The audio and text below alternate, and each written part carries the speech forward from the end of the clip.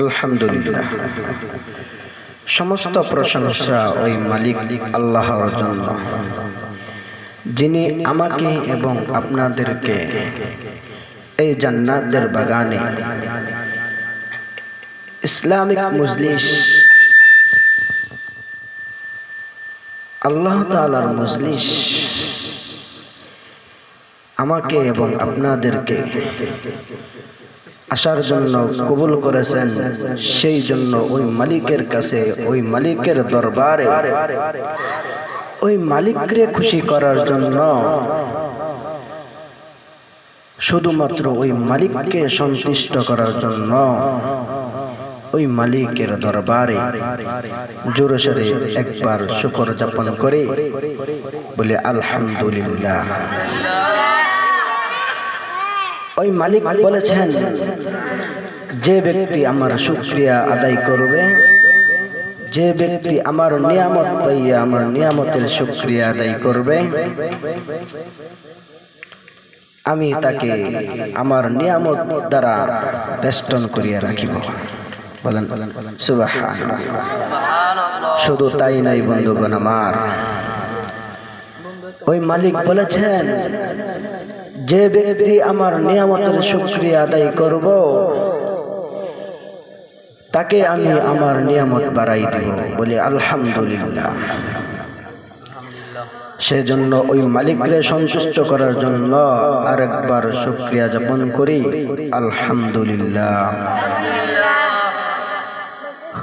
আল্লাহ পাক বলেছেন, তোমাদেরকে যে আমি মহাব্বত দিয়েছি, তোমাদেরকে যে আমি হৃদয়টা দিয়েছি, সেই হৃদয়ের ভিতরে যে তোমাদের অন্তরটার ভিতরে যে মহাব্বত পয়দা করেছি, সেই মহাব্বতটাকে আমি 100 ভাগে ভাগ করেছি। 100 ভাগে ভাগ করার পর তোমাদেরকে আমি 1 ভাগ দিয়েছি। ভাই দোস্ত বুজুর্গ বন্ধুগণ আমার, দেখেন মা শব্দটা শুনলেই কেমন অন্তরটা জুড়িয়ে যায়। ওই মা দেখেন কত মহাব্বত করে। যখন ওই মা আপনাকে আমাকে গর্ভে ধারণ করেছেন, কত কষ্ট করেছেন, বৈজ্ঞানিক গবেষণায় জানা যায়। ওই মা যখন আমাকে এবং আপনাকে গর্ভে ধারণ করেছেন, তখন যখন ওই গর্ভের ধারণ করার থলিটা মাত্র 11 ইঞ্চি লম্বা, কিন্তু দেখা যাচ্ছে বন্ধুগণ আমার, গর্ভে ধারণ করা ওই সন্তান 21 ইঞ্চি 22 ইঞ্চি লম্বা হয়, কিংবা আরো বেশি হয়।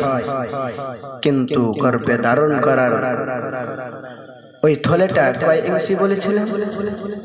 মাত্র 11 ইঞ্চি। কিন্তু বন্ধুগণ আমার, একটু চিন্তা করেন, চিন্তা ভাবনা করলেই বোঝা যায়, যখন মা গর্ভে ধারণ করে বন্ধুগণ আমার, তখন ওই থলেটা মাত্র 11 ইঞ্চি লম্বা হয়।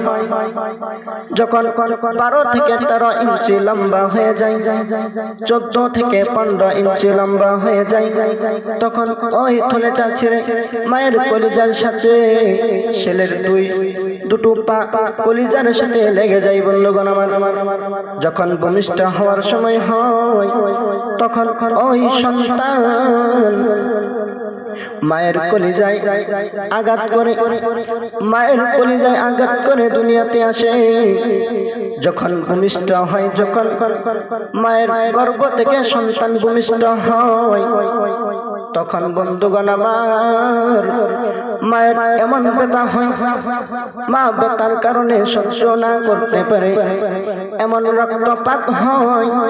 ওই রক্তপাত হওয়ার কারণে মা বেহুশ হয়ে যায়।